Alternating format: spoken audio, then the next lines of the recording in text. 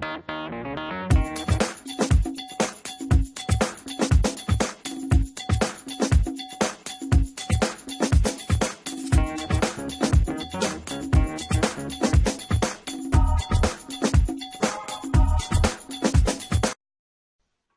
afternoon. This is Steve Sabludowsky, publisher of Bayoubuzz.com. He said we have a great Google Hangout interview. We have Miss USA, Erin Brady. You're correct. Oh, well, that's great. And Miss Connecticut. Now, joining me today are two Google Plus All-Stars, Susan Finch, coming to us from Beavertown, Oregon. Hi, Susan. Hey, Stephen. Thank you for inviting me. And Erin, it's nice to meet you. Nice to meet you as well. How are you? Doing very well, thank you. And Mia Voss from Denver, Colorado, and she has donned her fabulous and famous tiara. I love it. Yeah. Hi. I do. Hi, Mia. Well, I usually wear it, but I'm really wearing it for you today, Erin. And Stephen, thank you for the invite.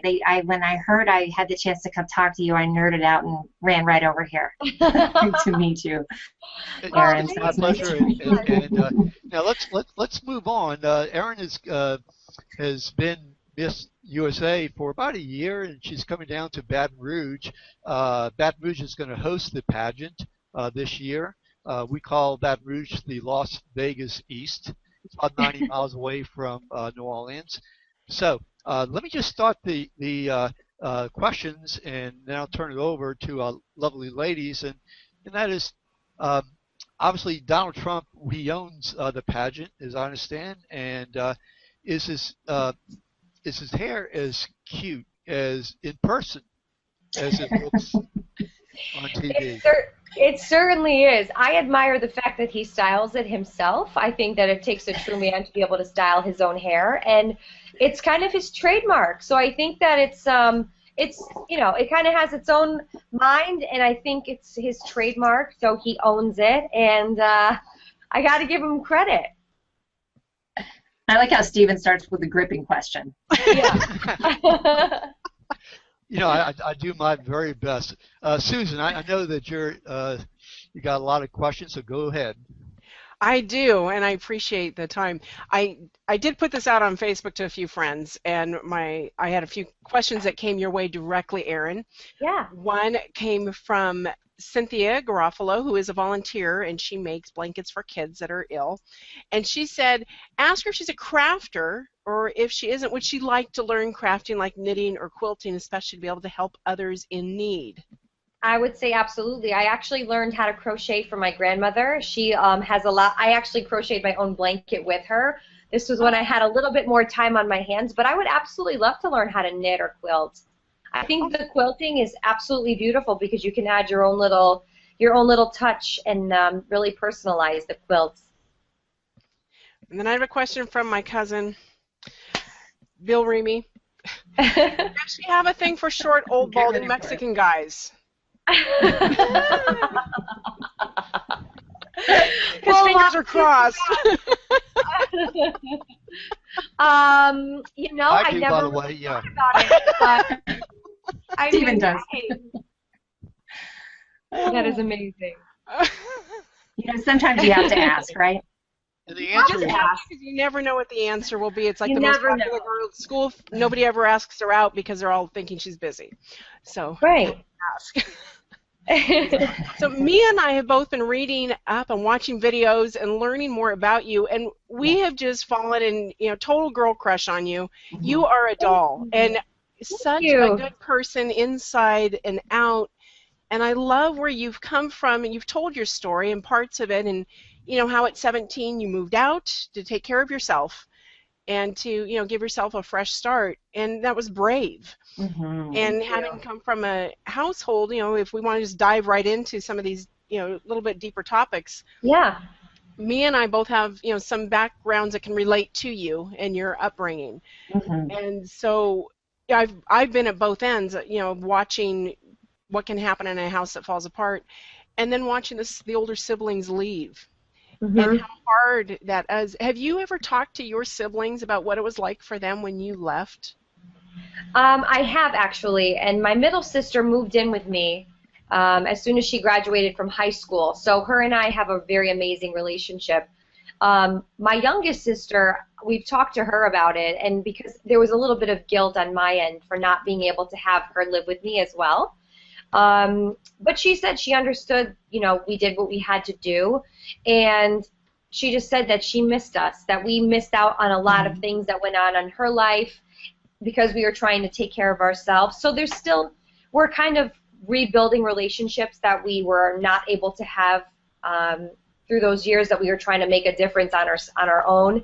And my middle sister and I have a lot in common because I took her in and showed her that she could work and that she could attend college, and my younger sister didn't have that. So I feel there's that little bit of, I don't want to say resentment because she understands, but a little bit of like, man, I wish I had the opportunity to follow in your footsteps just as well as Lauren did.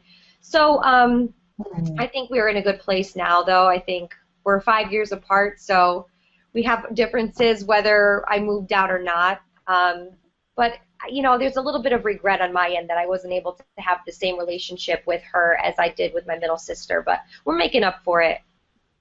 Oh, I love it. I do too. Can I jump in? Yeah, sure, Yeah. please.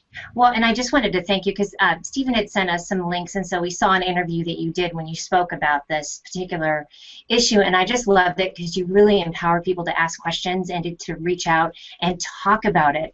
Yeah.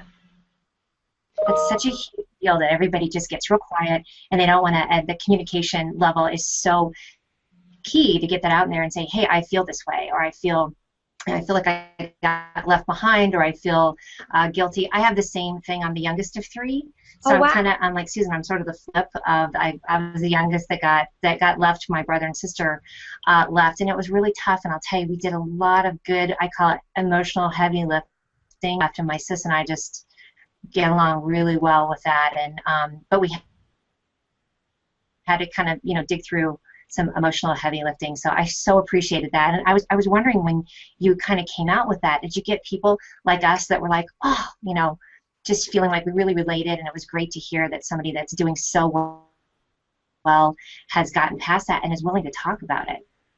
Did you get just people that kind of came to you and shared their story? I did, and I think I have one example in particular. A girl I had gone to middle school with, I've lost touch with her. It's been, I don't know, maybe 10 or so years, and she sent me a Facebook inbox recently, and she said, hi, Erin, I've been following your journey.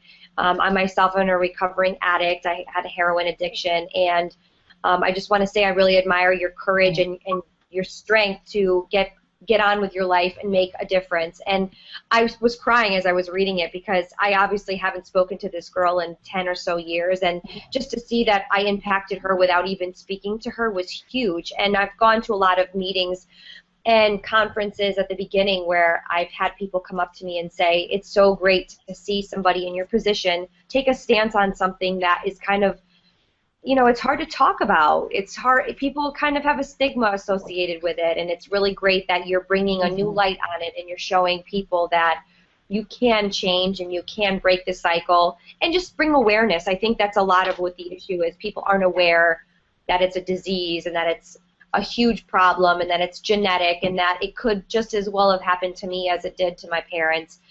And I think the feedback was extremely positive, so I'm glad. I was a little nervous at first to come out and talk about it because I didn't want to. My parents are both sober now. I didn't want to make them feel like that's all I thought about them or have other people judge them because of that. But I think it was the best thing I could have done because I wish that there was somebody when I was growing up that had reached out and talked about it. I know there's definitely a feeling of isolation. Yeah, absolutely. Yeah, there is, and that shame. The shame and wanting to keep it so private because you don't want to shame anybody else in the family. As much as you're upset, you still are protective of your family. Of course. Yeah. Of course. So there's that. I know today we have kind of a limited time to visit with you, and I know that I'm really hoping we could expand this conversation in another event where we can go a little bit deeper and talk about something that you were able to do, and perceived beauty. We can always dive into that too, but you're beautiful, all right? Mia's beautiful, I'm beautiful, we're all beautiful. Let's do it. You're so pretty. You're beautiful. You're pretty, Stephen, but you're beautiful out in the public. Yeah. But there's something about the inner beauty that can can add to the beauty of any person physically. And I think that you have a power and a strength that you are able to bring out from the inside. And I would love to visit with you further about how to bring that part out to add to our own external beauty and strength, and to empower, especially girls, how to be strong, support each other, and talk about it, and find a place where they can safely talk and draw from that strength, to not dwell on it, but to move on and use it to build us up. Mm-hmm. So, Right. would you like to have that conversation with us? Yeah, of course. Cool. Google Hangouts is a really great opportunity for that, to get communication going for sure. Yeah, this is great. Actually, I'd love to do a webcast so other people can ask questions.